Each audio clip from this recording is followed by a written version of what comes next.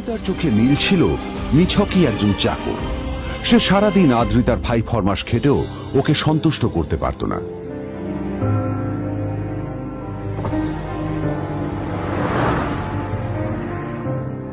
এত কিছুর পরেও কেন একজন ধনী বাবা তার মেয়েকে গরিব ছেলের সাথে বিয়ে দেন?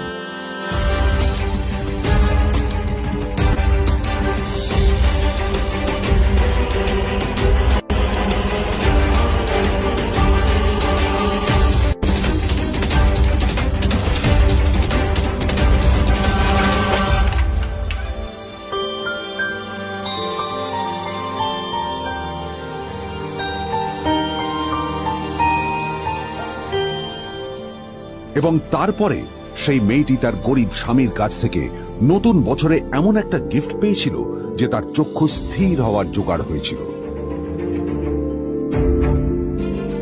আর ওর স্বামী সম্পর্কে সত্যিটা জানার পর তো ও প্রায় অজ্ঞান হয়ে গিয়েছিল।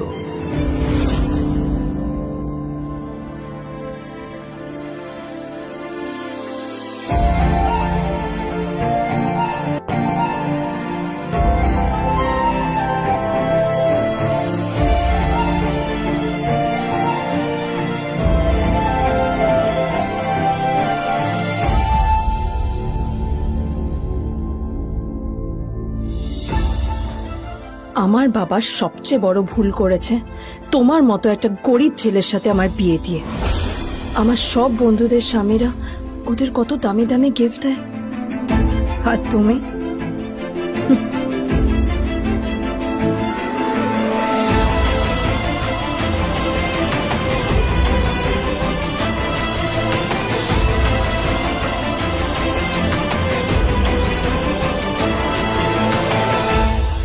আদ্রিতা তার বাবার কথায় নীলকে বিয়ে তো করেছিল, কিন্তু ও শর্ত দিয়েছিল যেন বাড়ির বাইরের কেউ না জানতে পারে যে নীল ওর স্বামী। নীল ওই বাড়িতে ঘর জামাইয়ের মতো থাকলেও ও যেন ওখানে একজন চাকর ছিল। সবাই ওকে অপমান করত। ওই বাড়িতে না ও ঠিক মতো খাবার পেত, আর না ওর কোনো আলাদা ঘর ছিল। কখনো কার্পেটের উপর ঘুমোতো, তো কখনো আবার পোষা কুকুরের ঘরের পাশে নীলকে ঘুমোতে হতো। হাত খরচ মেটাতে ও এক জায়গায় ওয়েটারের কাজও করত। আদ্রিতা তার বন্ধুদের বলেছিল যে আদ্রিতা বিদেশে বিয়ে করেছে আর তার স্বামী লন্ডনের একজন খুব বড় বিজনেসম্যান। কিন্তু যখন আদ্রিতার বন্ধুরা ওকে ওদের স্বামীদের দেওয়া দামি দামি গিফটগুলো দেখাতো, তখন লজ্জায় ওর ভিতরটা পুড়ে ছাই হয়ে যেত।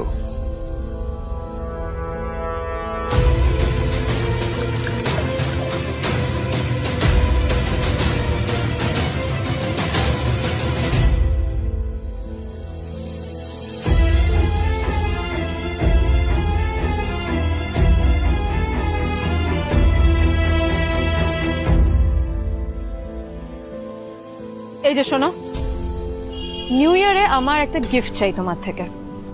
আর গিফটটা যেন দামি হয়, হ্যাঁ, মানে খুব দামি, কয়েক লাখ টাকা। ওকে? কয়েক লাখ টাকা? কিন্তু অদ্রিতা, এত টাকা আমি একসাথে কখনো দেখিনি। তোমাকে এত দামি গিফট আমি কি করে দেব? এটা তো তোমার বিয়ে করার আগে ভাবা উচিত ছিল।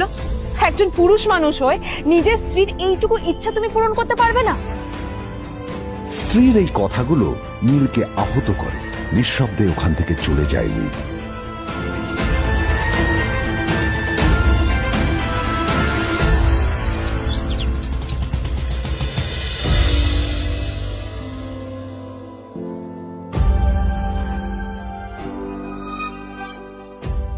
দুদিন পর নিউ ইয়ার পার্টির আগে নীল আদ্রিতার কাছে এসে একটা গিফট প্যাক দেয়।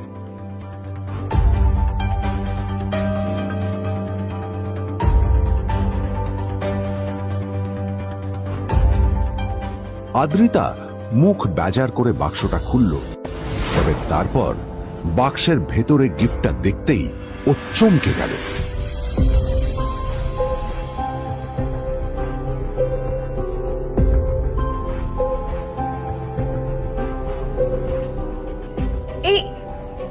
এই ফোনটা মানে এটা তো একটা স্পেশাল এডিশন। এটার দাম তো 3 কোটি টাকা। তুমি এটা পেলে কোথা থেকে? আসলে এটা অরিজিনাল নয়। আমি ওই ফোনটারই একটা কপি এনেছি।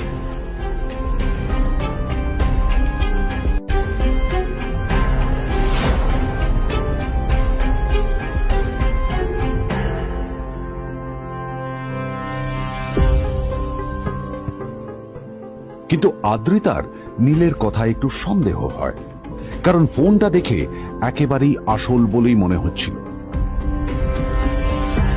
পরের দিনই আদ্রিতা ওই কোম্পানির শোরুমে গেল। এই ফোনটা একটু দেখুন না প্লিজ। ওয়াও, আচ্ছা ম্যাম, আপনি কি মিস্টার রয় চৌধুরীর বন্ধু? কে মিস্টার রয় চৌধুরী? ও, আপনি কি ওই রয় চৌধুরী গ্রুপ অফ ইন্ডাস্ট্রিজ এর মালিকের কথা বলছেন? হ্যাঁ। না না, আমি ওনাকে চিনি না। আমি কেন, আমার মনে হয় কেউই ওনাকে চেনে না। বড় বড় মানুষেরাই ওনা দেখা পান না। আমিও কোনোদিন ওনাকে দেখিনি, কিন্তু সাডেনলি আপনি এই প্রশ্নটা করলেন কেন? অ্যাকচুয়ালি ম্যাম, আপনার হাতের এই ফোনটা আসলে এটা ফোনের স্পেশাল এডিশন। এই কাটিং, এই ডিজাইন, এই লোগো, এটা জাল করা ইজ নেক্সট টু ইম্পসিবল। আর গোটা ভারতে বিক্রি হওয়া এই ফোনের সেকেন্ড পিস এটা, যেটা মিস্টার রয় চৌধুরী কিনেছিলেন। সেজন্য জিজ্ঞেস করছি ম্যাম, আপনি এই ফোনটা কোথা থেকে পেলেন? তবে কি নীলই মিস্টার রয় চৌধুরী, নাকি নীল এই ফোনটা চুরি করেছে? বেকার নীলের কাছে কোটি টাকার ফোন কোথা থেকে এলো? নীলের সত্যিটা তাহলে কি? আর ও যদি সত্যি বড় লোক হয়ে থাকে, তবে ও নিজের শ্বশুর বাড়িতে খরচামাই হয়েই বা থাকে কেন? আদ্রিতা এসব কথাই মনে মনে ভাবছিল। তবে আদ্রিতার বিশ্বাস ছিল যে কোনো না কোনো মতলব করেই নীল এই ফোনটা আদ্রিতার জন্য নিয়ে এসেছিল। কিছুদিন পর আদ্রিতা সেই ফোনটার কথা ভুলে গেল। নীল সকাল সকাল ঘুরতে বেরিয়েছে বাইরে।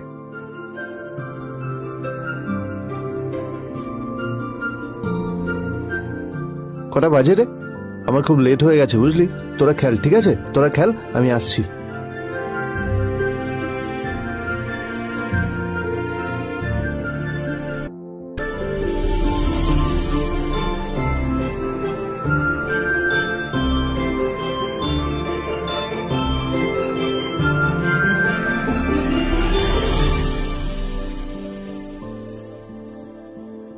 নীল, জল পড়ছে না কেন দেখো না। নীল, নীল, নীল কোথায় গেল? নীল,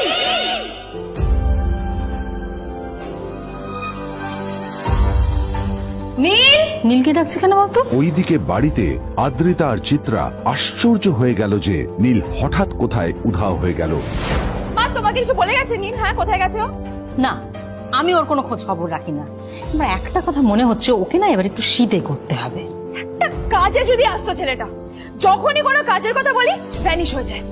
আমি ওকে বলেছিলাম আর&বি গোল্ডেন ডায়মন্ড থেকে আমার সেটটা নিয়ে আসতে, আনেনি।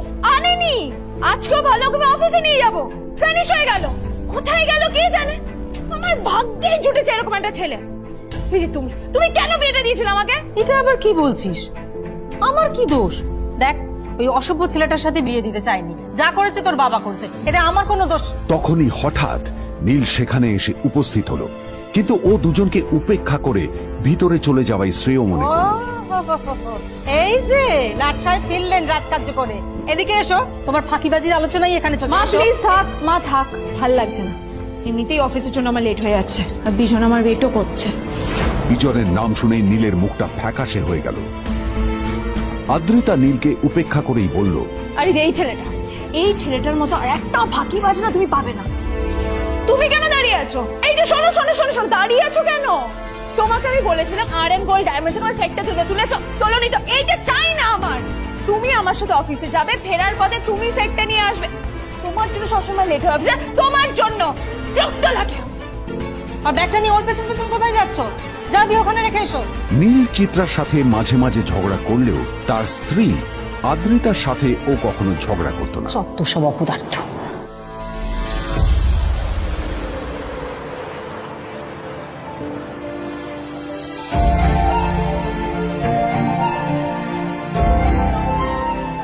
কিছুক্ষণের মধ্যেই তারা আদ্রিতার অফিসে পৌঁছে গেল।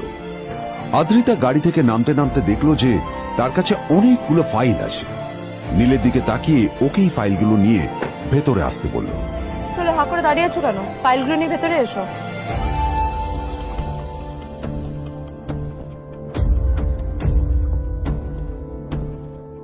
আদ্রিতা যখন ওর ক্যাবিনে পৌঁছলো তখন দেখলো সেখানে আগে থেকেই ওর বন্ধু এবং বিজনেস পার্টনার বিজন বসে ওর জন্য অপেক্ষা করছে।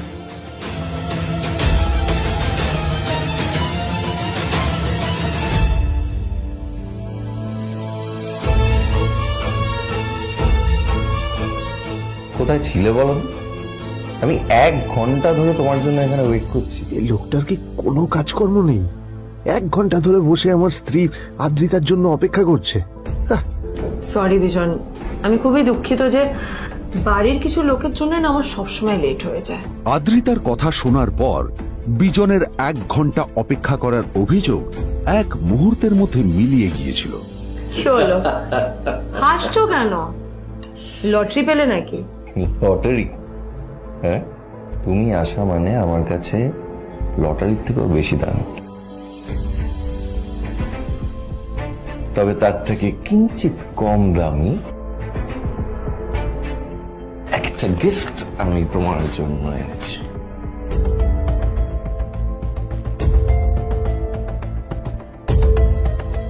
This is a rare diamond necklace for you. এটা আমার জন্য? সত্যি? এই শহরে এটা খুঁজে পাওয়া খুব বিরল। Just like you. Like it? Thank you. You're welcome. Thank you for the gift. আসি তাহলে এখন।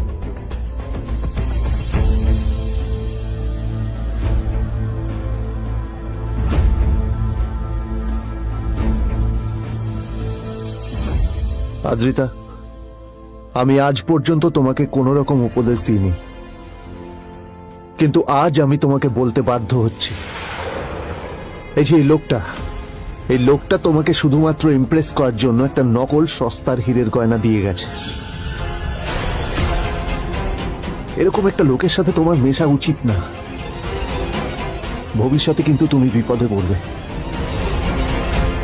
আদ্রিতা, আমি তোমাকে কথা দিচ্ছি, আমি তোমার জন্য আসল রেয়ার একটা হীরের গয়না এনে দেবো, এর চেয়েও দামি, এর চেয়ে অনেক অনেক বেশি দামি। তার জন্য আমাকে যাই করতে হোক না কেন, আমি তোমাকে একদিন ঠিক এনে দেবো, ঠিক এনে দেবো তোমাকে। তাদের বিয়ে হয়েছে 2.5 বছর। এর মধ্যে প্রথমবার তার মনে হলো নীল তার জন্য লড়াই করছে। নীলের এই রূপটা দেখে আদ্রিতা চমকে গেল। আজ প্রথমবারের মতো আদ্রিতার মনে প্রশ্ন এলো, নীলকে নিজের থেকে দূরে সরিয়ে রেখে আমি কি কোনো ভুল করছি? না না, এটা আমি কি ভাবছি? বিজন আমার বিজনেস পার্টনার, ও আমাদের মেইন ইনভেস্টর। নীলের এই অ্যাকশনের কারণে বিজন আমার কোম্পানি থেকে ব্যাক আউট করে গেলে কি হবে? না না না না না, নীলের জন্য আমি আমার এত বছরের পরিশ্রমকে জলে দিতে পারি না। আমার নীলকে নয়, আমার বিজনকে প্রয়োজন। এইসব ভাবতে ভাবতে আদ্রিতার নীলের ওপর রাগ হতে শুরু করে। আদ্রিতার রাগ তখন চরমে উঠে যায়। আজ প্রথমবার নীল আদ্রিতার সাথে খারাপ ব্যবহার করেছে। How dare you! তোমার এত বড় সাহস!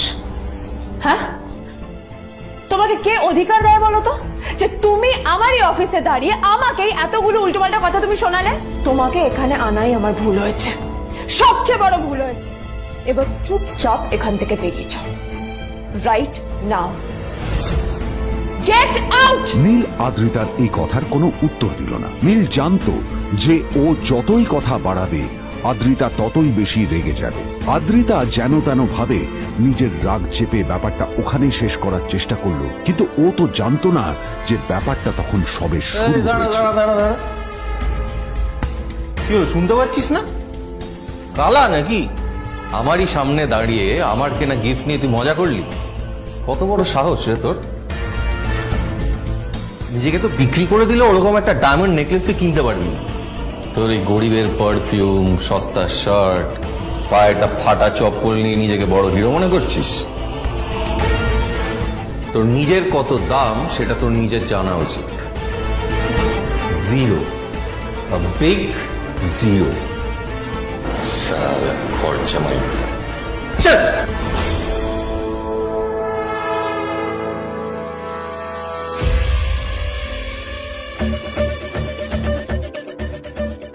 নীল তখনও ঝামেলা করার মেজাজ ছিল না, কিন্তু যখন কেউ অন্যের নীরবতা সুযোগ নিতে শুরু করে তখন কথা বলাটা প্রয়োজন।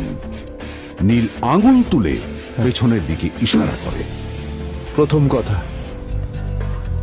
ওই যে ওখানে দাঁড়িয়ে আছে, ও আমার স্ত্রী।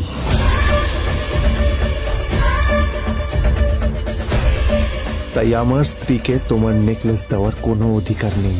ওকে যদি নেকলেস দিতে হয় তাহলে আমি দেব। তাই এসব ফ্রডগিরি বন্ধ করো। আর দ্বিতীয় কথা, যার পকেটে পয়সা নেই ঝনঝন আওয়াজ করা তার মানায় না।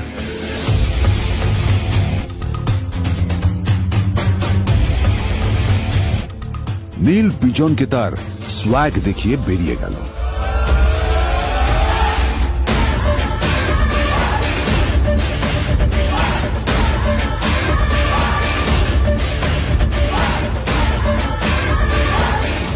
আদ্রিতার রাগে গজগজ করছিল। ওর জ্বলন্ত চোখের সামনে শুধু নীলের মুখটা ভেসে উঠছিল। ও যতই নীলের কথা ভাবছিল ততই ওর রাগ বেড়ে যাচ্ছিল। গত কয়েক মাস ধরে আদ্রিতার কোম্পানির অবস্থা একেবারেই ভালো ছিল না। আদ্রিতা তা সামলানোর আপ্রাণ চেষ্টা করছিল। কি যে করবেও সেইটাই বুঝে উঠতে পারছিল না। তারপর বিজনের সাথে ওর দেখা হলো, আর তখনই বিজনের সাথে ওর বন্ধুত্ব হলো। বিজন একটা খুব বড় পরিবারের সদস্য। আজ বিজন শুধুমাত্র আদ্রিতার কোম্পানির একজন বিজনেস পার্টনারই নয়, সাথে বড় ইনভেস্টরও। আর শুধুমাত্র বিজনের কারণেই আদ্রিতার কোম্পানি এখনো চলছে। এই কোম্পানির সমস্ত লস বিজনই বহন করে এবং আদ্রিতারও ওকে তাই খুব প্রয়োজন। বিজনের সাথে বন্ধুত্ব করা আদ্রিতার পক্ষে সহজ কাজ ছিল না। অনেক কাঠখড় পুড়িয়ে আদ্রিতা ওর কাছাকাছি এসেছিল। সবকিছু ঠিকঠাকই চলছিল, সবকিছুই আদ্রিতার প্ল্যান অনুযায়ী হচ্ছিল, কিন্তু নীল আজ এসে সবকিছু নষ্ট করে দিল। কি দরকার ছিল বুঝতে পারছি না। কি দরকার ছিল নীলের বিজনকে এতগুলো কথা শোনানোর? এবার বিজন আমাকে টাকা দেবে কিনা সেটাও জানি না। আমার কোম্পানিতে ইনভেস্ট করতে চাইবে কিনা সেটাও বুঝতে পারছি না। কি করব?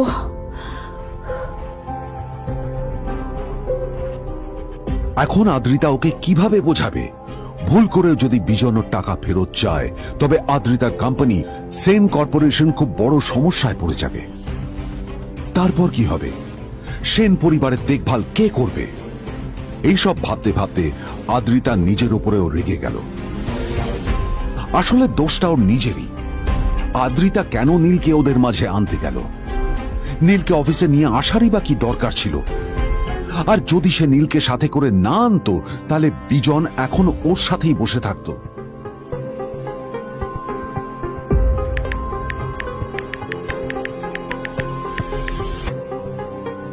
প্যামেলা, আমি মিটিং এ বেরোবো, আমার চেঞ্জটা একটু নিয়ে এসো প্লিজ। Thank you.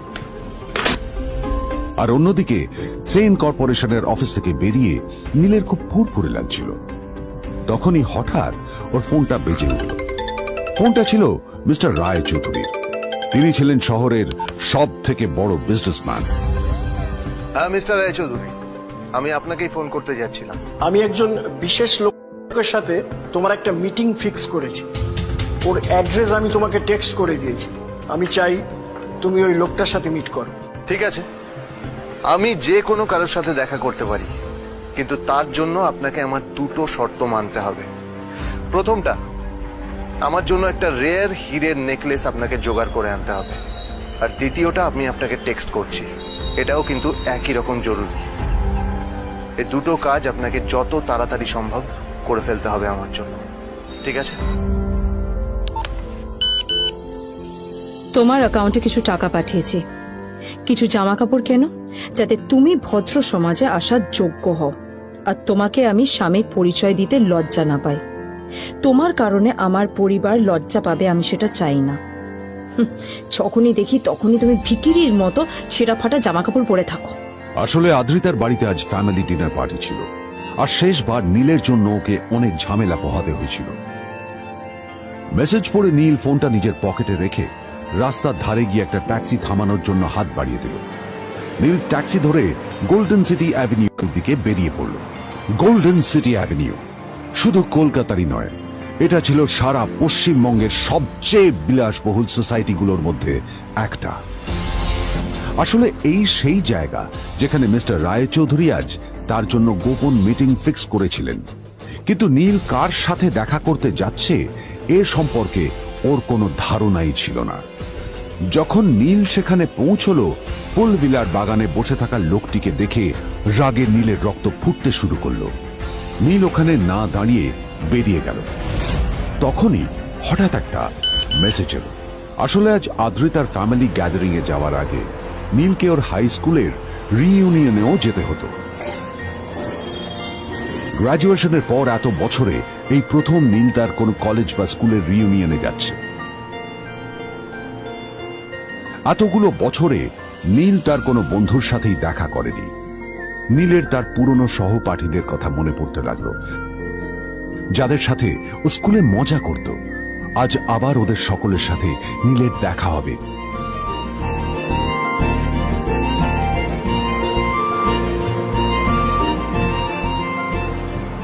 আর এই সব কিছু ভেবেই নীল এক্সাইটেড হয়ে যাচ্ছে। আসলে সোহিনীকে নীল তার স্কুল টাইমে পছন্দ করত।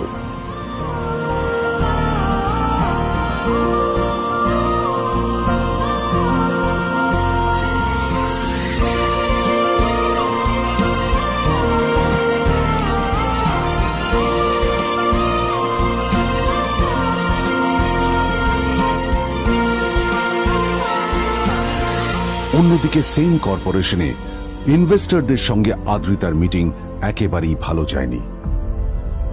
তাকে দেখে বেশ গম্ভীর মনে হচ্ছিল।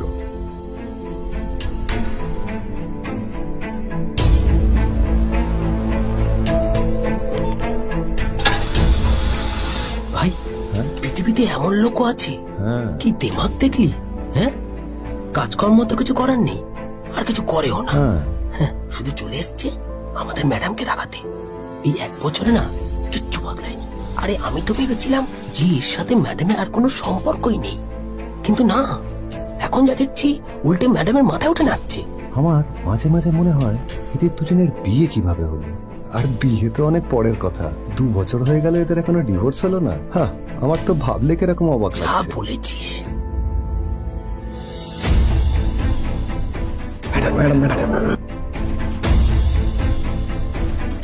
অফিসে চলতে থাকা এইসব কথা শুনে আদ্রিতার আরো রাগ হলো। আদ্রিতা ক্যাবিনে যাওয়ার পরে রাগকে নিয়ন্ত্রণ করা ওর পক্ষে আরো কঠিন হয়ে গেল। ও তখন বুঝতেই পারছিল না যে ওর রাগ কিভাবে নিয়ন্ত্রণ করবে। আদ্রিতা এটাও ভাবছিল যে নীলের জন্য ওকে আর কত অপমানিত হতে হবে। এসব ভাবতে ভাবতেই আদ্রিতার চোখ গেল ওর বাবার ছবিটার দিকে।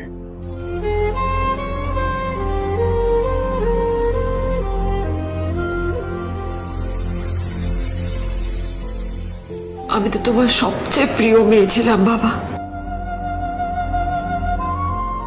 তাই তাই আমি সবসময় ভেবেছি যে তুমি আমার জন্য যাকে সিলেক্ট করবে সে সব থেকে শ্রেষ্ঠ হবে। তাই আমি নিজে থেকে কখনো কোনো রিলেশনশিপে যাইনি, আর তোমার কাছে বিয়ের কোনো শর্তও রাখিনি। কিন্তু কিন্তু তুমি না আমার সাথে কি করলে? এই গাধাটার সাথে আমাকে বিয়ে দিলে।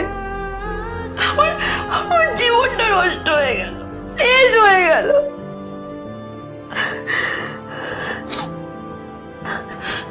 আমি যদি একটু জানতাম যে ও কিছু করে না, ঘর চাপাই হয়ে থাকবে, এইসব কাজকর্ম করে, তাহলে আমি কোনোদিনই বিয়েতে রাজি হতাম না বাবা, কোনোদিন না, কোনোদিন।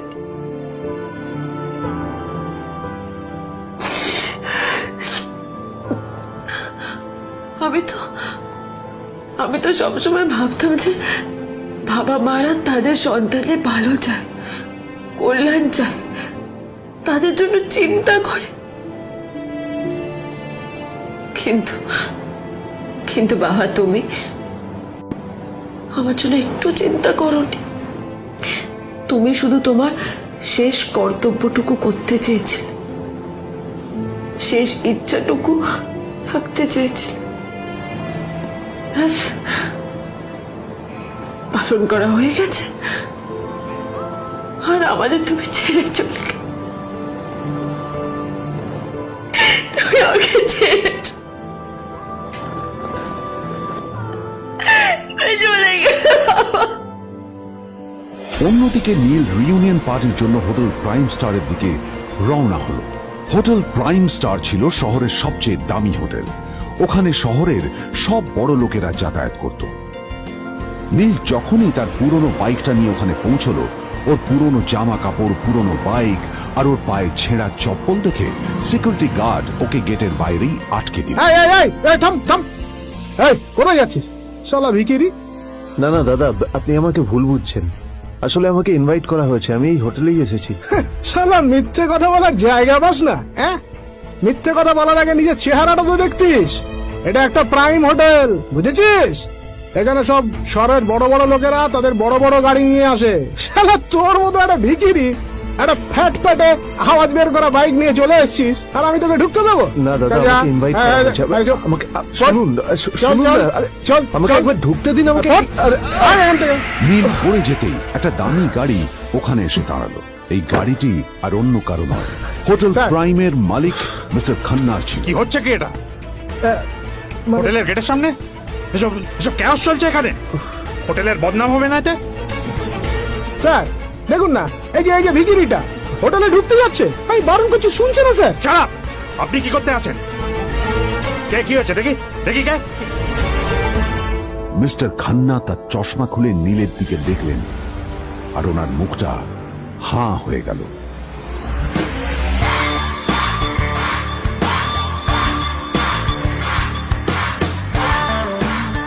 নীল স্যার, আপনি?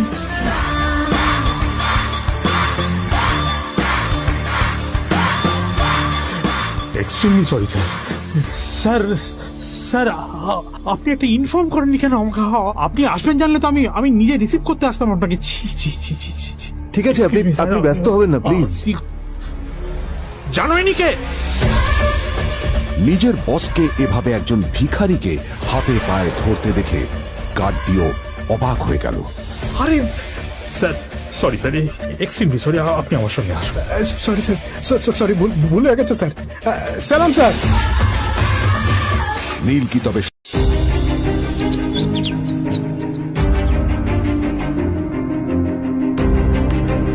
পর্ব 1, ঘর জামাই। শেষ পর্যন্ত কিনা একটা পেন। উফ, সত্যি জিজু, তুমি পারো বটে। অট্ট হাসিতে ফেটে পড়ল অর্পিতা। নীলের স্ত্রী আদ্রিতার কাকাতো বোন সে। অর্পিতার তালে তাল মিলিয়ে নীলের শাশুড়ি চিত্রাও বলে উঠল, এতগুলো লোক উপহার পাঠিয়েছে, কিন্তু তোমার মতো ভিখিরি মার্কা গিফট আর অন্য কেউ দেয়নি।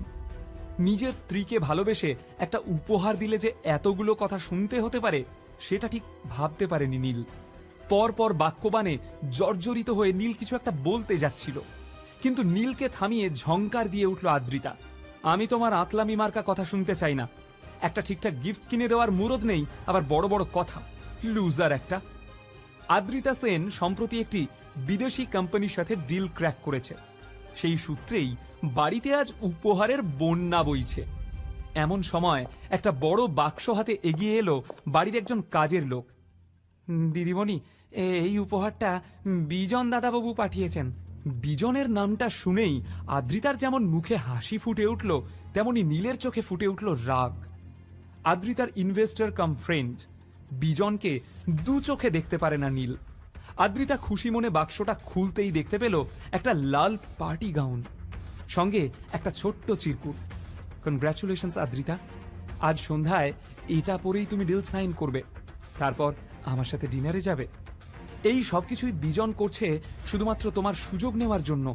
ও ভালো লোক নয়।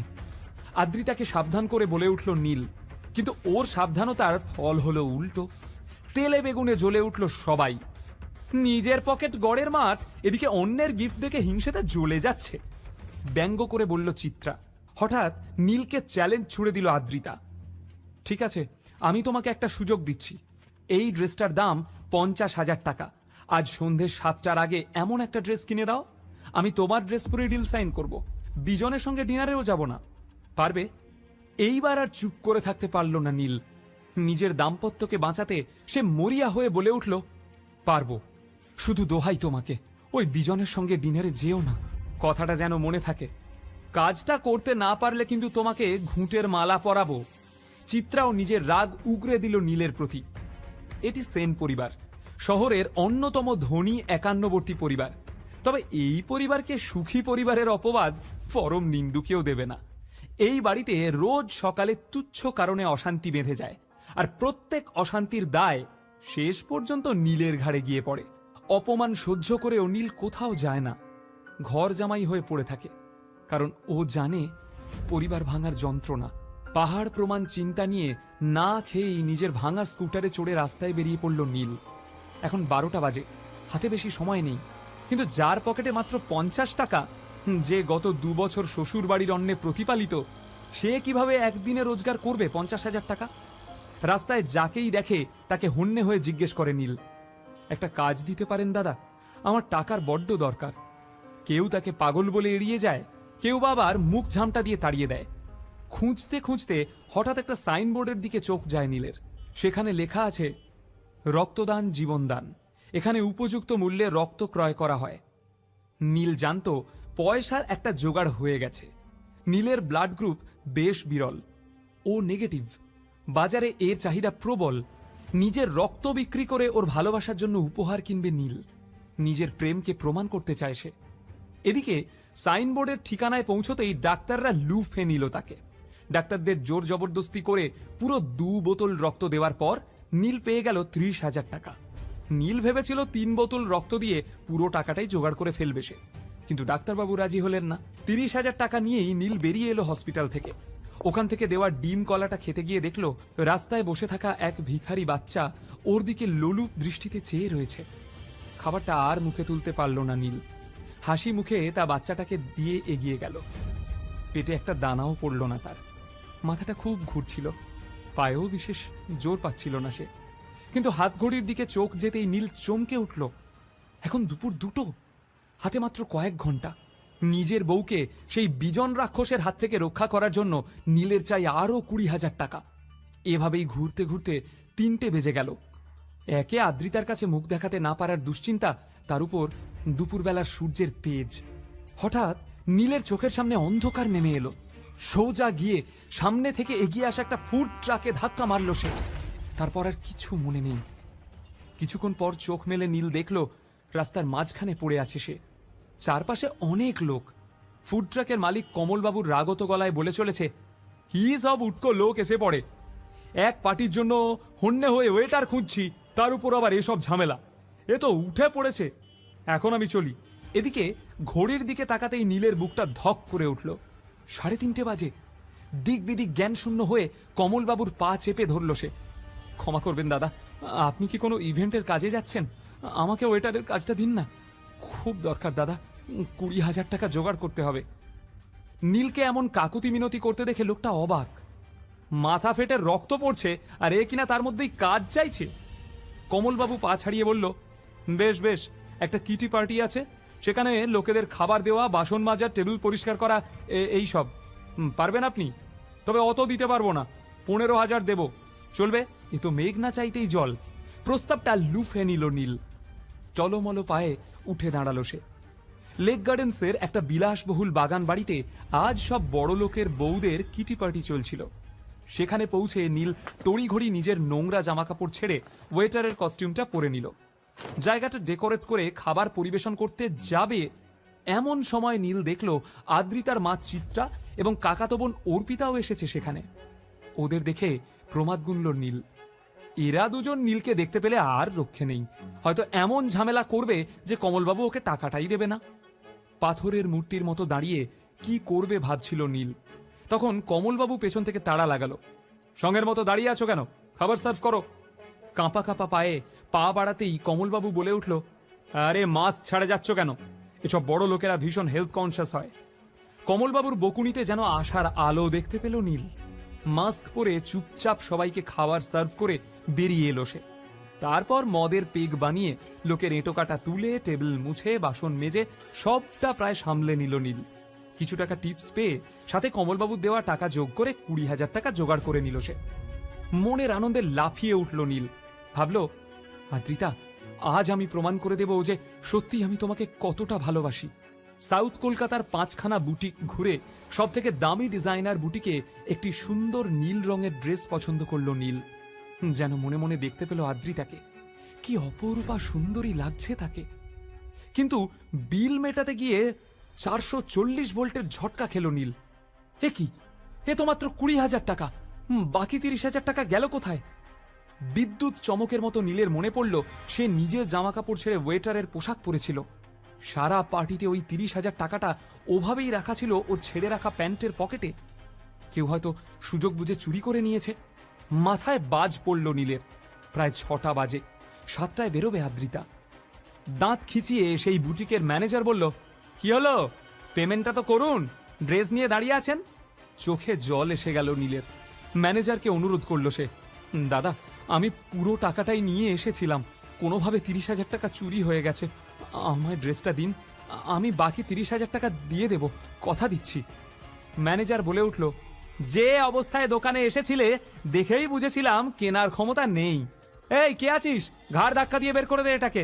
সারাদিন অক্লান্ত পরিশ্রম করেও ভাগ্যের কাছে হেরে সেন বাড়িতে ফিরল নীল।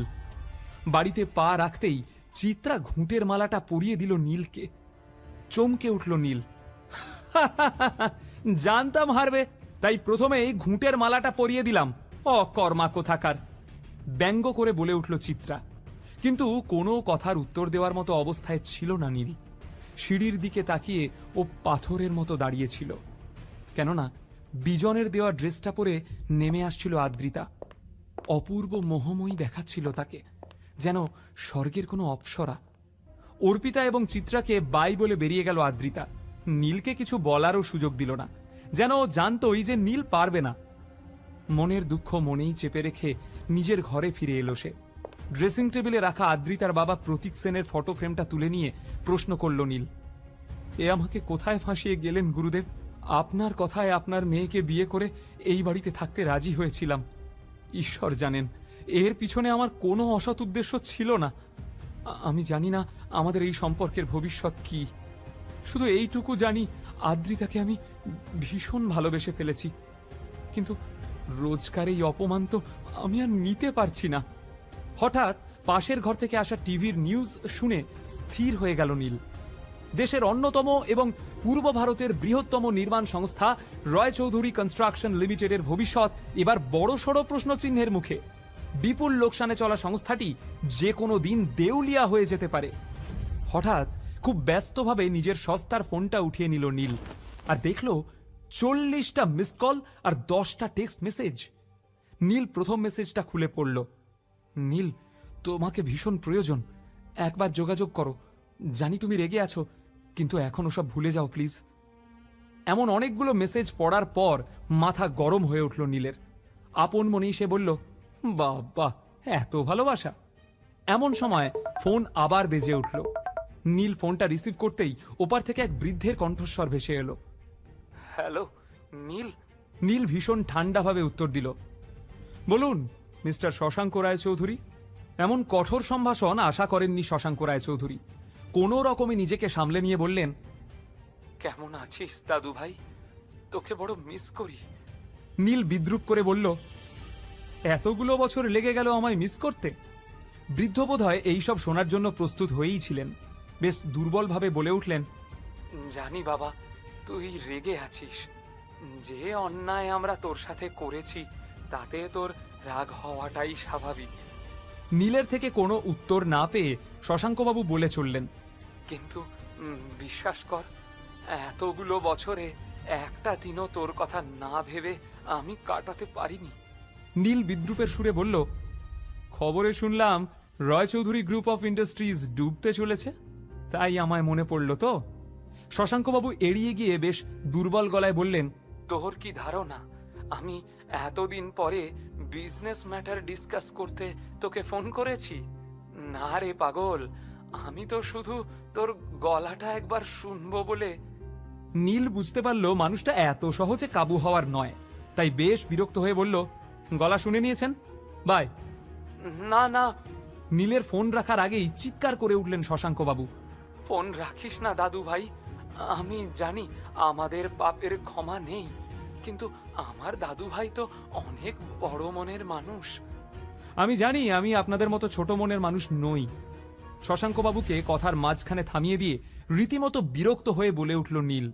তারপর নিজেকে একটু সংযত করে বলল, আমি আপনাদের ক্ষমা করে দিয়েছি, আপনারাও ভালো থাকুন আর আমাকেও শান্তিতে থাকতে দিন। শশাঙ্ক ভীষণ ক্লান্তভাবে বলল, কিন্তু দাদু ভাই, আমি যে একেবারে ভালো নেই। অস্ত্রটা গিয়ে জায়গা মতো লাগলো। অস্থির হয়ে উঠল নীল। কেন, কি হয়েছে? পোড় খাওয়া শশাঙ্ক হাড়ে হাড়ে জানেন, যে গরু দুধ দেয় তার লাথিটাও হাসি মুখে হজম করে নিতে হয়।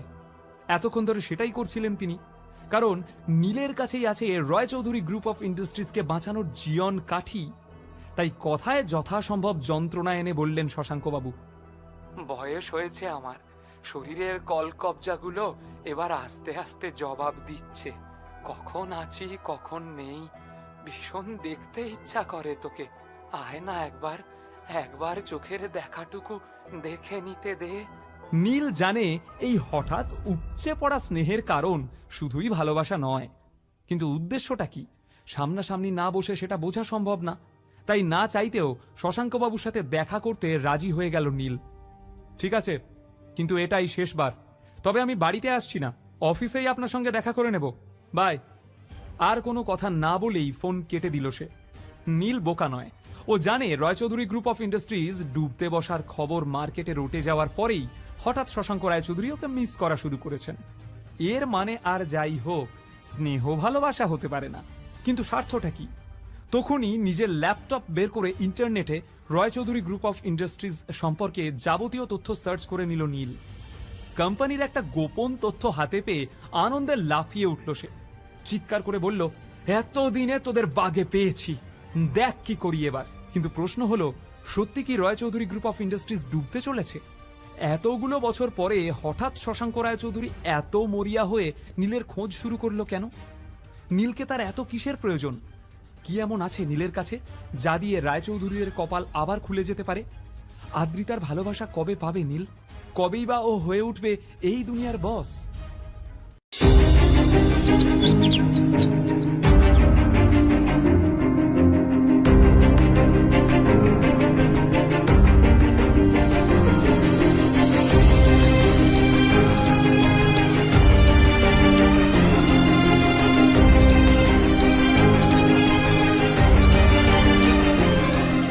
আদ্রিতার চোখে নীল ছিল নিছকই একজন চাকর।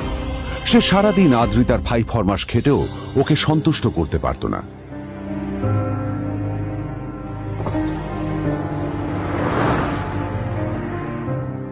এত কিছুর পরেও কেন একজন ধনী বাবা তার মেয়েকে গরিব ছেলের সাথে বিয়ে দিলেন?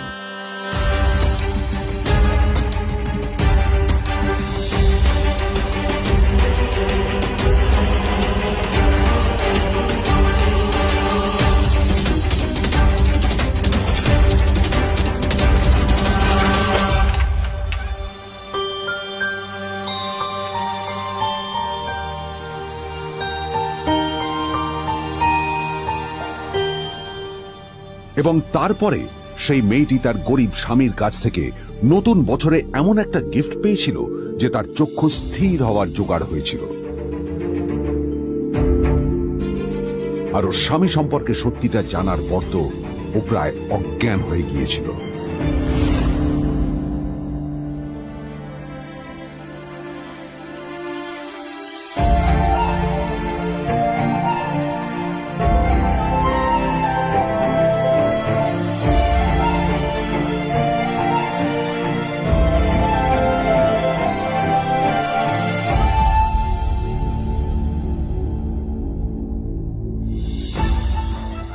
আমার বাবা সবচেয়ে বড় ভুল করেছে তোমার মতো একটা গরিব ছেলের সাথে আমার বিয়ে দিয়ে। আমার সব বন্ধুদের স্বামীরা ওদের কত দামি দামি গিফট দেয়, আর তুমি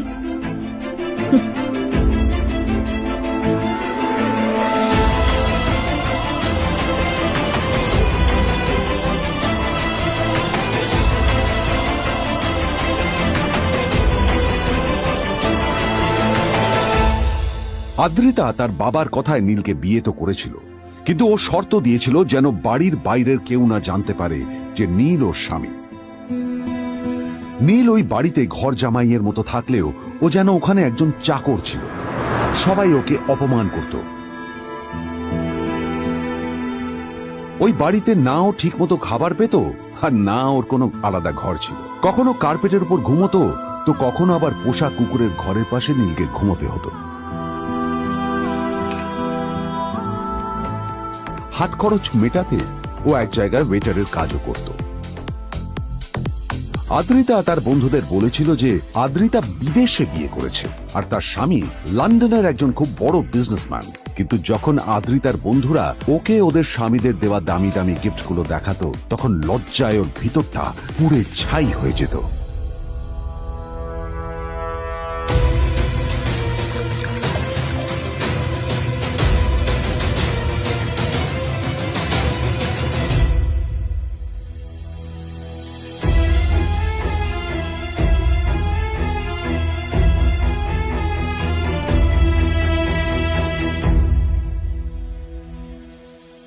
এই যে শোনো, নিউ ইয়ারে আমার একটা গিফট চাই তোমার থেকে, আর গিফট যেন দামি হয়। হ্যাঁ, মানে খুব দামি, কয়েক লাখ টাকা। ওকে? কয়েক লাখ টাকা? কিন্তু অদ্রিতা, এত টাকা আমি একসাথে কখনো দেখিনি। তোমাকে এত দামি গিফট আমি কি করে দেব? এটা তো তোমার বিয়ে করার আগে ভাবা উচিত ছিল। একজন পুরুষ মানুষ হয়ে নিজের স্ত্রীর এইটুকু ইচ্ছা তুমি পূরণ করতে পারবে না? স্ত্রীর এই কথাগুলো নীলকে আহত করে। নিঃশব্দে ওখান থেকে চলে যায় নীল।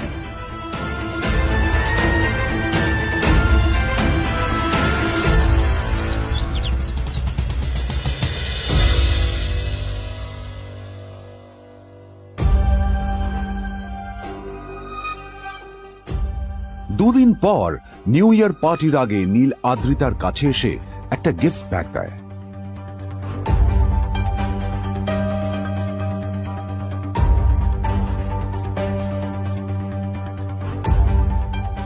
আদ্রিতা মুখ বেজার করে বাক্সটা খুলল, তবে তারপর বাক্সের ভেতরে গিফটটা দেখতেই ও চমকে গেল।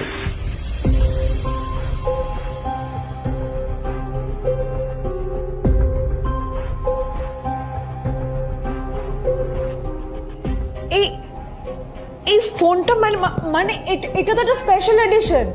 এটার দাম তো 3 কোটি টাকা। তুমি এটা পেলে কোথা থেকে? আসলে এটা অরিজিনাল নয়। আমি ওই ফোনটারই একটা কপি এনেছি।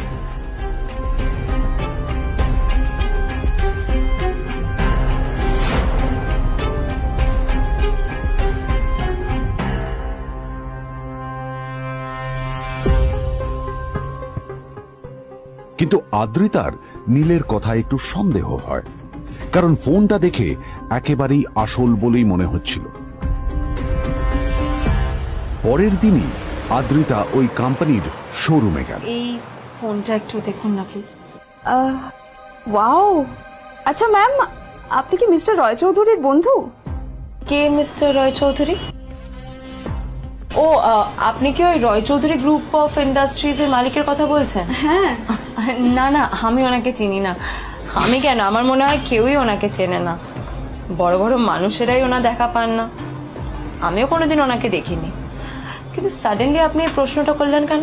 অ্যাকচুয়ালি ম্যাম, আপনার হাতের এই ফোনটা আসলে এটা ফোনের স্পেশাল এডিশন। এই কাটিং, এই ডিজাইন, এই লোগো, এটা জাল করা ইজ নেক্সট টু ইম্পসিবল। আর গোটা ভারতে বিক্রি হওয়া এই ফোনের সেকেন্ড পিস এটা, যেটা মিস্টার রয় চৌধুরী কিনেছিলেন। সেজন্য জিজ্ঞেস করছি ম্যাম, আপনি এই ফোনটা কোথা থেকে পেলেন?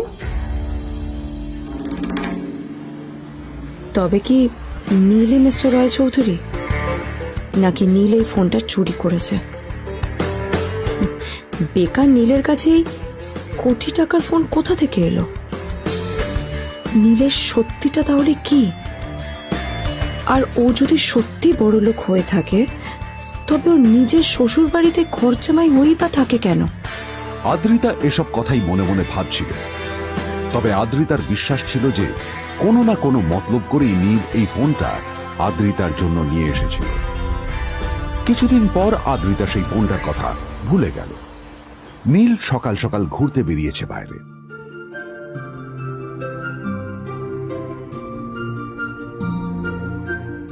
কটা বাজে রে? আমার খুব লেট হয়ে গেছে বুঝলি। তোরা খেল, ঠিক আছে? তোরা খেল, আমি আসছি।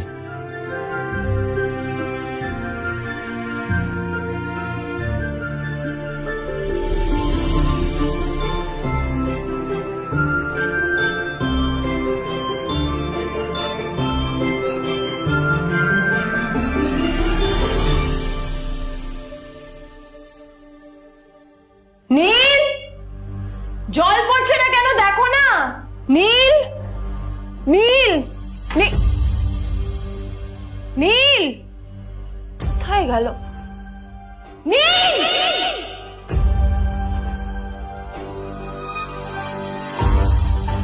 নীল, নীলকে ডাকছে কেন বলতো? ওইদিকে বাড়িতে আদ্রিতা আর চিত্রা আশ্চর্য হয়ে গেল যে নীল হঠাৎ কোথায় উধাও হয়ে গেল।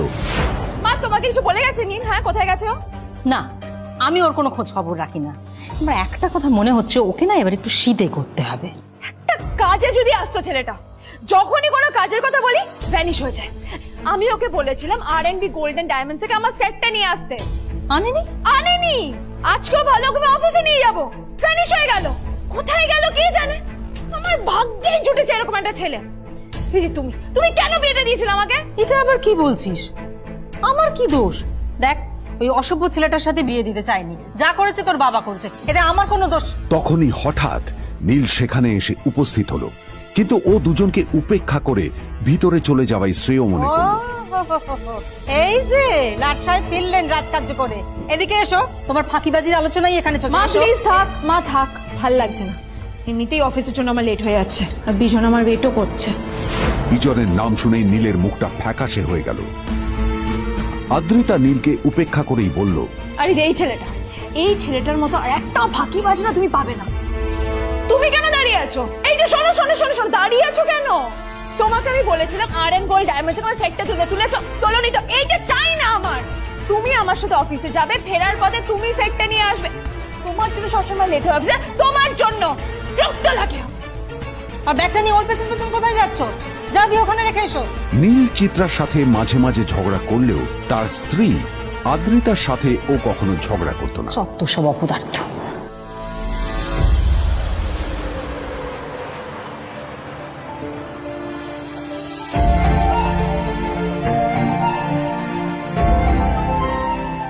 কিছুক্ষণের মধ্যেই তারা আদ্রিতার অফিসে পৌঁছে গেল। আদ্রিতা গাড়ি থেকে নামতে নামতে দেখলো যে তার কাছে অনেকগুলো ফাইল আছে। নীলের দিকে তাকিয়ে ওকেই ফাইলগুলো নিয়ে ভেতরে আসতে বলল। চলো, হা করে দাঁড়িয়ে আছো কেন? ফাইলগুলো নিয়ে ভেতরে এসো।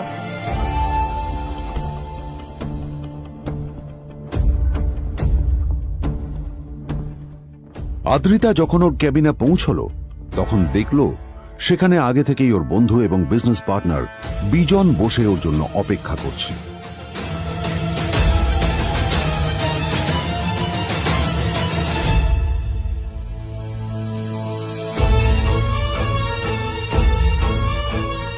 কোথায় ছিলে বলো? আমি 1 ঘন্টা ধরে তোমার জন্য এখানে ওয়েট করছি। এই লোকটার কি কোনো কাজকর্ম নেই? 1 ঘন্টা ধরে বসে আমার স্ত্রী আদ্রিতার জন্য অপেক্ষা করছে। সরি বিজন, আমি খুবই দুঃখিত যে বাড়ির কিছু লোকের জন্য না আমার সবসময় লেট হয়ে যায়। আদ্রিতার কথা শোনার পর বিজনের 1 ঘন্টা অপেক্ষা করার অভিযোগ 1 মুহূর্তের মধ্যে মিলিয়ে গিয়েছিল। কি হলো? হাসছো কেন? লটারি পেলে নাকি? লটারি? হ্যাঁ, তুমি আসা মানে আমার কাছে লটারির থেকেও বেশি দাম। তবে তার থেকে কিঞ্চিত কম দামি একটা গিফট আমি তোমার জন্য এনেছি।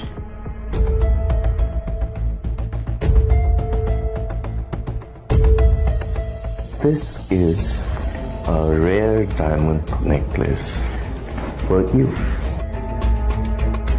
এটা আমার জন্য? সত্যি? এই শহরে এটা খুঁজে পাওয়া খুব বিরল, just like you. Thank you. Thank you. You're welcome. Thank you for the gift. আসি তাহলে এখন।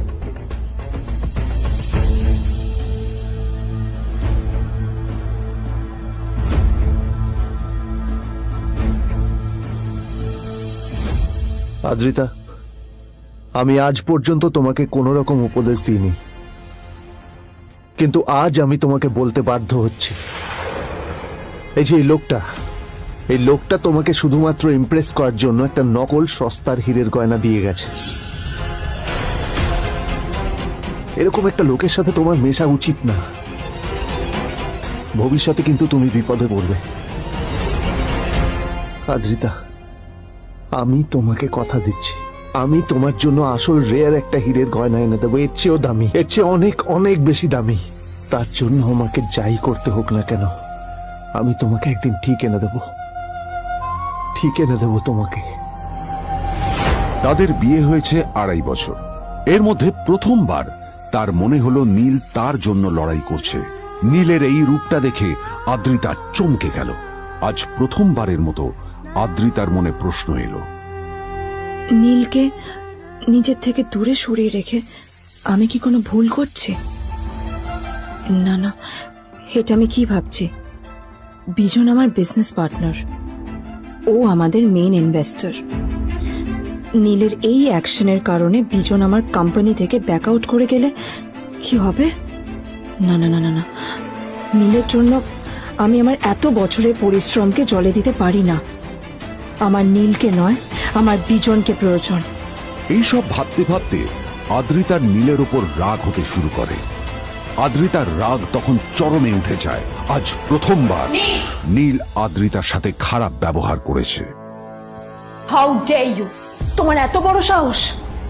হ্যাঁ, তোমাকে কে অধিকার দেয় বলো তো যে তুমি আমারই অফিসে দাঁড়িয়ে আমাকেই এতগুলো উল্টোপাল্টা কথা তুমি শোনালে? তোমাকে এখানে আনাই আমার ভুল হয়েছে, সবচেয়ে বড় ভুল হয়েছে। এবার চুপচাপ এখান থেকে বেরিয়ে যাও, রাইট নাও।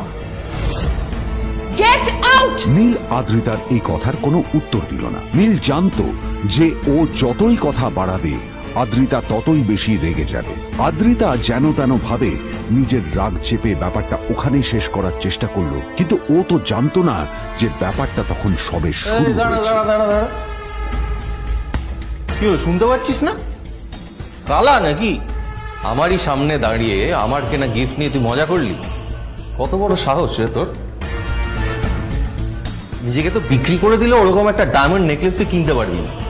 তোর এই গরিবের পারফিউম, সস্তা শার্ট, পায়ে একটা ফাটা চপ্পল নিয়ে নিজেকে বড় হিরো মনে করছিস? তোর নিজের কত দাম সেটা তোর নিজের জানা উচিত।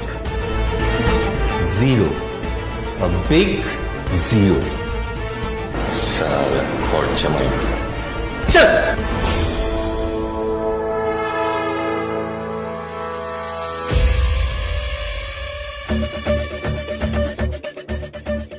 নীল তখনও ঝামেলা করার মেজাজ ছিল না, কিন্তু যখন কেউ অন্যের নীরবতার সুযোগ নিতে শুরু করে তখন কথা বলাটা প্রয়োজন।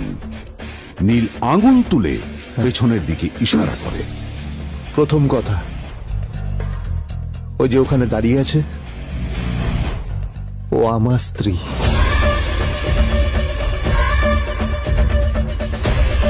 তাই আমার স্ত্রীকে তোমার নেকলেস দেওয়ার কোনো অধিকার নেই। ওকে যদি নেকলেস দিতে হয় তাহলে আমি দেব। তাই এসব ফ্রডগিরি বন্ধ করো। আর দ্বিতীয় কথা, যার পকেটে পয়সা নেই ঝনঝন আওয়াজ করা তার মানায় না।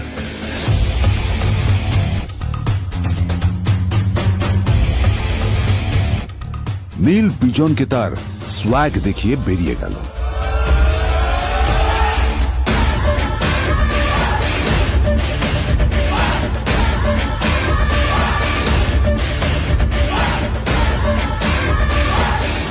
আদ্রিতার রাগে গজগজ করছিল। ওর জ্বলন্ত চোখের সামনে শুধু নীলের মুখটা ভেসে উঠছিল। ও যতই নীলের কথা ভাবছিল ততই ওর রাগ বেড়ে যাচ্ছিল। গত কয়েক মাস ধরে আদ্রিতার কোম্পানির অবস্থা একেবারেই ভালো ছিল না। আদ্রিতা তা সামলানোর আপ্রাণ চেষ্টা করছিল, কি যে করবেও সেইটাই বুঝে উঠতে পারছিল না। তারপর বিজনের সাথে ওর দেখা হলো, আর তখনই বিজনের সাথে ওর বন্ধুত্ব হলো। বিজন একটা খুব বড় পরিবারের সদস্য। আজ বিজন শুধুমাত্র আদ্রিতার কোম্পানির একজন বিজনেস পার্টনারই নয়, সাথে বড় ইনভেস্টরও। আর শুধুমাত্র বিজনের কারণেই আদ্রিতার কোম্পানি এখনো চলছে। এই কোম্পানির সমস্ত লস বিজনই বহন করে, এবং আদ্রিতারও ওকে তাই খুব প্রয়োজন। বিজনের সাথে বন্ধুত্ব করা আদ্রিতার পক্ষে সহজ কাজ ছিল না। অনেক কাঠখড় পুড়িয়ে আদ্রিতা ওর কাছাকাছি এসেছিল। সবকিছু ঠিকঠাকই চলছিল, সবকিছুই আদ্রিতার প্ল্যান অনুযায়ী হচ্ছিল, কিন্তু নীল আজ এসে সবকিছু নষ্ট করে দিল। জাস্ট কি দরকার ছিল বুঝতে পারছি না। কি দরকার ছিল নীলের বিজনকে এতগুলো কথা শোনানোর? এবার বিজন আমাকে টাকা দেবে কিনা সেটাও জানি না, আমার কোম্পানিতে ইনভেস্ট করতে চাইবে কিনা সেটাও বুঝতে পারছি না। কি করব?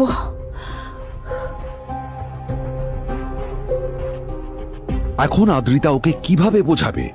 ভুল করে যদি বিজন ওর টাকা ফেরত চায়, তবে আদ্রিতার কোম্পানি সেন কর্পোরেশন খুব বড় সমস্যায় পড়ে যাবে।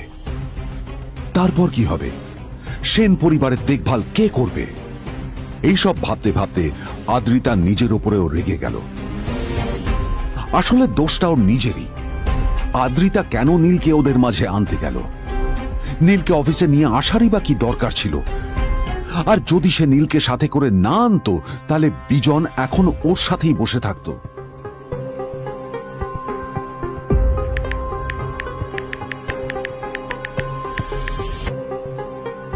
প্যামেলা, আমি মিটিং এ বেরোবো, আমার চেঞ্জটা একটু নিয়ে এসো প্লিজ। Thank you. আর অন্যদিকে সেন কর্পোরেশনের অফিস থেকে বেরিয়ে নীলের খুব ফুরফুরে লাগছিল। তখনই হঠাৎ ওর ফোনটা বেজে উঠল। ফোনটা ছিল মিস্টার রায় চৌধুরীর। তিনি ছিলেন শহরের সব থেকে বড় বিজনেসম্যান। হ্যাঁ মিস্টার রায় চৌধুরী, আমি আপনাকেই ফোন করতে যাচ্ছিলাম। আমি একজন বিশেষ লোকের সাথে তোমার একটা মিটিং ফিক্স করেছি। ওর অ্যাড্রেস আমি তোমাকে টেক্সট করে দিয়েছি। আমি চাই তুমি ওই লোকটার সাথে মিট করো। ঠিক আছে, আমি যে কোনো কারোর সাথে দেখা করতে পারি, কিন্তু তার জন্য আপনাকে আমার দুটো শর্ত মানতে হবে। প্রথমটা, আমার জন্য একটা রেয়ার হীরের নেকলেস আপনাকে জোগাড় করে আনতে হবে। আর দ্বিতীয়টা, আমি আপনাকে টেক্সট করছি, এটাও কিন্তু একই রকম জরুরি। এই দুটো কাজ আপনাকে যত তাড়াতাড়ি সম্ভব করে ফেলতে হবে আমার জন্য, ঠিক আছে? তোমার অ্যাকাউন্টে কিছু টাকা পাঠিয়েছি, কিছু জামা কাপড় কেনো, যাতে তুমি ভদ্র সমাজে আসার যোগ্য হও, আর তোমাকে আমি স্বামীর পরিচয় দিতে লজ্জা না পাই। তোমার কারণে আমার পরিবার লজ্জা পাবে, আমি সেটা চাই না। যখনই দেখি তখনই তুমি ভিখিরির মতো ছেঁড়া ফাটা জামা কাপড় পরে থাকো। আসলে আদ্রিতার বাড়িতে আজ ফ্যামিলি ডিনার পার্টি ছিল, আর শেষবার নীলের জন্য ওকে অনেক ঝামেলা পোহাতে হয়েছিল। মেসেজ পড়ে নীল ফোনটা নিজের পকেটে রেখে রাস্তার ধারে গিয়ে একটা ট্যাক্সি থামানোর জন্য হাত বাড়িয়ে দিল। নীল ট্যাক্সি ধরে গোল্ডেন সিটি অ্যাভিনিউর দিকে বেরিয়ে পড়ল। গোল্ডেন সিটি অ্যাভিনিউ শুধু কলকাতারই নয়, এটা ছিল সারা পশ্চিমবঙ্গের সবচেয়ে বিলাসবহুল সোসাইটিগুলোর মধ্যে একটা। আসলে এই সেই জায়গা যেখানে মিস্টার রায় চৌধুরী আজ তার জন্য গোপন মিটিং ফিক্স করেছিলেন। কিন্তু নীল কার সাথে দেখা করতে যাচ্ছে এ সম্পর্কে ওর কোনো ধারণাই ছিল না। যখন নীল সেখানে পৌঁছল, পুলভিলার বাগানে বসে থাকা লোকটিকে দেখে রাগে নীলের রক্ত ফুটতে শুরু করলো। নীল ওখানে না দাঁড়িয়ে বেরিয়ে গেল। তখনই হঠাৎ একটা মেসেজ এলো। আসলে আজ আদ্রিতার ফ্যামিলি গ্যাদারিং এ যাওয়ার আগে নীলকে ওর হাই স্কুলের রিইউনিয়নেও যেতে হতো। গ্রাজুয়েশনের পর এত বছরে এই প্রথম নীল তার কোন কলেজ বা স্কুলের রিইউনিয়নে যাচ্ছে। এতগুলো বছরে নীল তার কোনো বন্ধুর সাথেই দেখা করেনি। নীলের তার পুরনো সহপাঠীদের কথা মনে পড়তে লাগলো, যাদের সাথে ও স্কুলে মজা করত। আজ আবার ওদের সকলের সাথে নীলের দেখা হবে।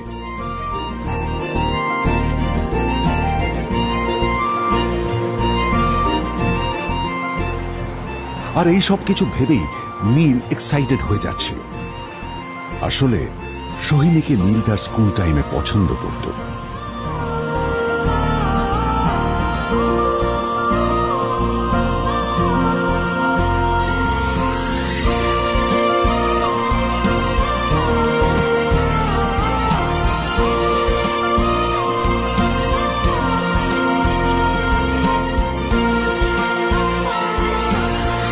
অন্যদিকে সেম কর্পোরেশনে ইনভেস্টরদের সঙ্গে আদ্রিতার মিটিং একেবারেই ভালো যায়নি।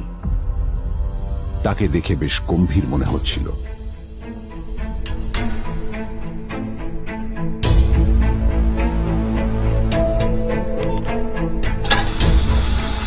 ভাই পৃথিবীতে এমন লোকও আছে, কি দেমাগ দেখলি? হ্যাঁ, কাজকর্ম তো কিছু করার নেই, আর কিছু করেও না। হ্যাঁ, শুধু চলে এসছে আমাদের ম্যাডামকে রাখাতে। এই 1 বছরে না কিচ্ছু বদলায়নি। আরে আমি তো ভেবেছিলাম যে এর সাথে ম্যাডামের আর কোনো সম্পর্কই নেই, কিন্তু না, এখন যা দেখছি উল্টে ম্যাডামের মাথায় উঠে নাচছে। আমার মাঝে মাঝে মনে হয় এদের দুজনের বিয়ে কিভাবে হলো। আর বিয়ে তো অনেক পরের কথা, 2 বছর হয়ে গেল এদের এখনো ডিভোর্স হলো না। হ্যাঁ, আমার তো ভাবলে কিরকম অবাক যা লাগছে। বলেছিস।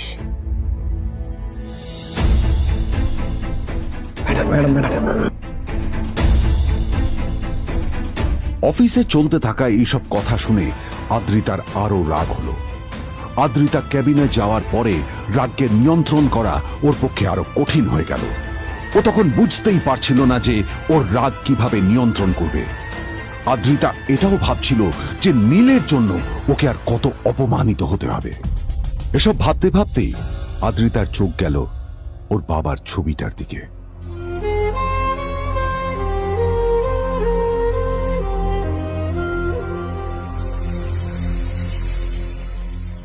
আমি তো তোমার সবচেয়ে প্রিয় মেয়ে ছিলাম বাবা,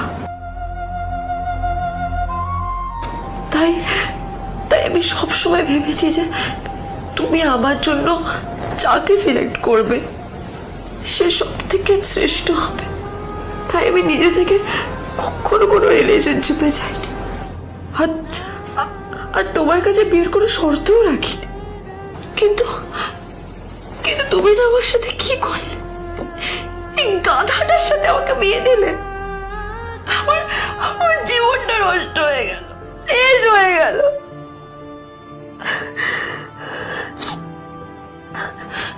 আমি যদি একটু জানতাম যে ও কিছু করে না, ঘর চাপাই হয়ে থাকবে, এইসব কাজকর্ম করে, তাহলে আমি কোনোদিনই বিয়েতে রাজি হতাম না বাবা, কোনোদিন না, কোনোদিন।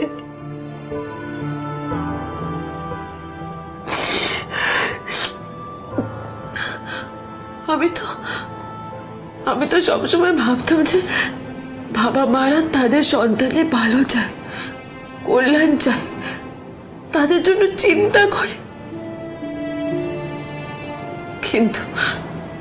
কিন্তু বাবা, তুমি আমার জন্য একটু চিন্তা করোনি।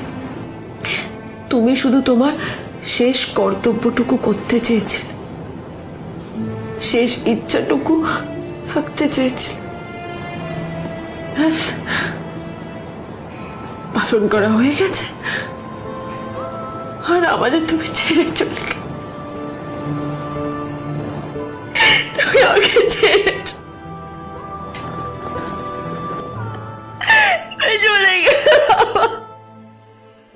অন্যদিকে নীল রিইউনিয়ন পার্টির জন্য হোটেল প্রাইম স্টারের দিকে রওনা হলো। হোটেল প্রাইম স্টার ছিল শহরের সবচেয়ে দামি হোটেল। ওখানে শহরের সব বড় লোকেরা যাতায়াত করত। নীল যখনই তার পুরনো বাইকটা নিয়ে ওখানে পৌঁছলো, ওর পুরনো জামা কাপড়, পুরনো বাইক আর ওর পায়ে ছেঁড়া চপ্পল দেখে সিকিউরিটি গার্ড ওকে গেটের বাইরেই আটকে দিল। কোথায় যাচ্ছিস শালা ভিখিরি? না না দাদা, আপনি আমাকে ভুল বুঝছেন। আসলে আমাকে ইনভাইট করা হয়েছে, আমি এই হোটেলেই এসেছি।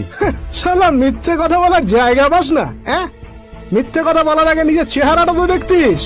এটা একটা প্রাইম হোটেল, বুঝেছিস? এখানে সব শহরের বড় বড় লোকেরা তাদের বড় বড় গাড়ি নিয়ে আসে। শালা তোর মতো একটা ভিখিরি একটা ফ্যাট প্যাটে আওয়াজ বের করা বাইক নিয়ে চলে এসেছিস, আর আমি তোকে ঢুকতে দেবো না? দাদা, আমাকে ইনভাইট করা হয়েছে। আমাকে শুনুন, চল আমাকে একবার ঢুকতে দিন আমাকে। নীল পড়ে যেতেই একটা দামি গাড়ি ওখানে এসে দাঁড়ালো। এই গাড়িটি আর অন্য কারো নয়, হোটেল স্যার। প্রাইমের মালিক মিস্টার খান্নার ছিল। কি হচ্ছে কি এটা হোটেলের গেটের সামনে এসব এসব ক্যাশ চলছে এখানে হোটেলের বদনাম হবে না এতে স্যার দেখুন না, এই যে ভিখিরিটা হোটেলে ঢুকতে যাচ্ছে, আমি বারণ করছি শুনছে না স্যার। ছাড়া আপনি কি করতে আছেন কে কি হচ্ছে দেখি দেখি কে মিস্টার খান্না তার চশমা খুলে নীলের দিকে দেখলেন, আর ওনার মুখটা হাঁ হয়ে গেল।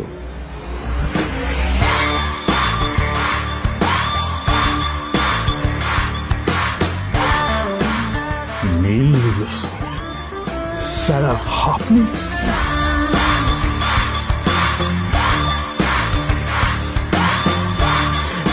Extremely sorry sir sir sir আপনি একটা ইনফর্ম করেননি কেন আমাকে আপনি আসবেন জানলে তো আমি নিজে রিসিভ করতে আসতাম আপনাকে ছি ছি ছি ছি ছি ছি ঠিক আছে, আপনি আপনি ব্যস্ত হবেন না প্লিজ।